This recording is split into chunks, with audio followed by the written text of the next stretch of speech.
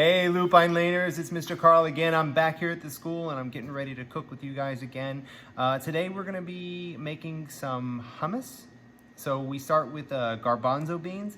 I know beans are really hard to find right now. I found some in our pantry. You can also get them dried. If you're gonna do the dried method, I would soak them overnight in some water. Make sure you have at least an inch on top of it at all times. So they'll puff up really fast for the first maybe hour or two, and then after a while you just want to add a little bit more water on top, and then you want to boil them until they get nice and soft.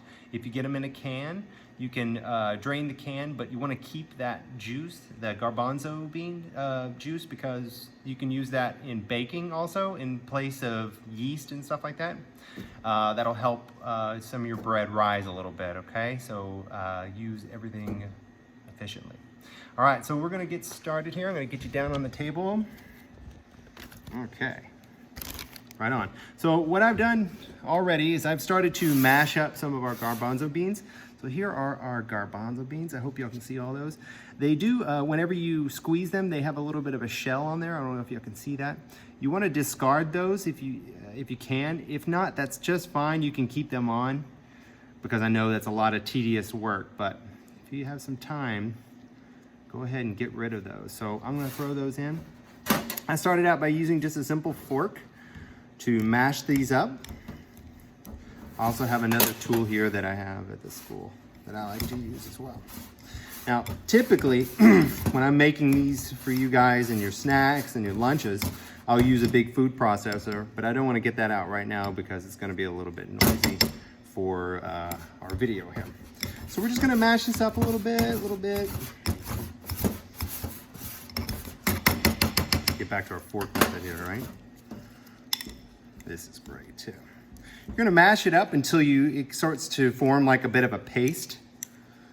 So it's gonna crumble first, but then whenever you put it, whenever you put it on, give it a little bit more, it'll start to clump up like that.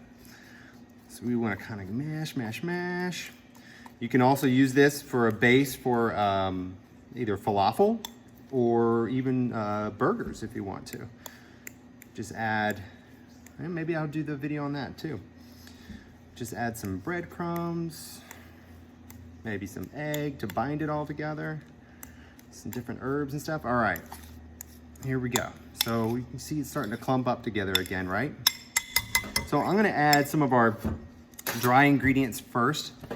I'm gonna start with just a little bit of salt. We'll call this, well, check this out, the pinch method. Just a little pinch of salt, and I'm gonna spread it all around right now, okay?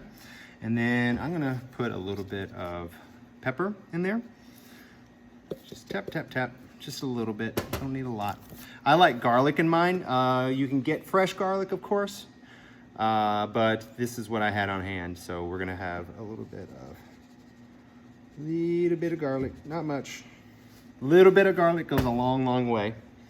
Okay, oh yeah, and a lot of people use, typically they use tahini inside of there, which is ground up sesame seeds. But at school, most of the time I use fresh nutritional yeast.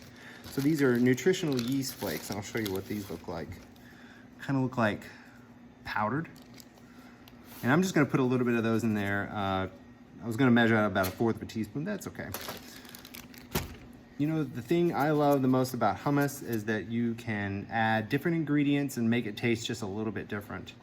And we'll get to that in just a sec. Okay, so we have all of our dry ingredients. I'm gonna mix those up just a little bit. When you're doing the food processor method, it's really cool because you just throw everything in all at once. And then you just adjust it for a taste. And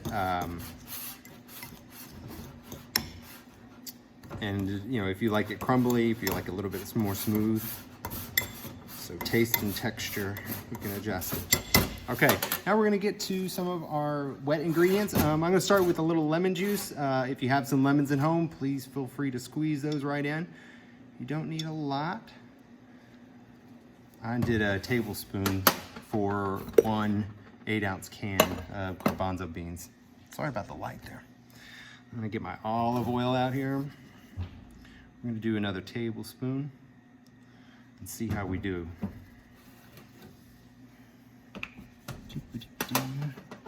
All right, get to mixing again. Oh yeah, that's coming together really nice. Nice and wet.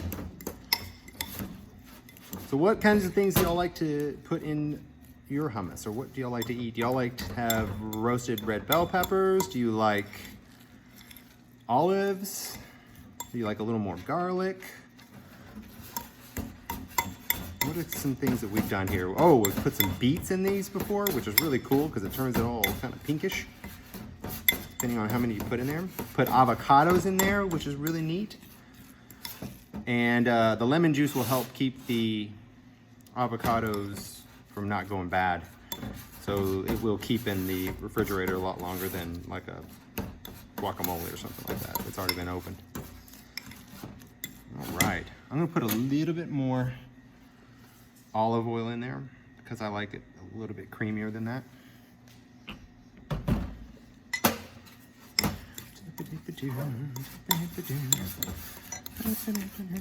Stirring it around. What do you guys do for fun today? Is anybody else enjoying all this nice sunshine? Maybe getting out some hikes, doing some stretching, chasing your dog, chasing your parents, chasing your siblings, getting out on some swing sets at home or something. And I hope you all got to see your classmates as well. I've seen the flamingo class, I've seen the hummingbirds class already. It's been so nice to see everybody. All right, so you get the idea.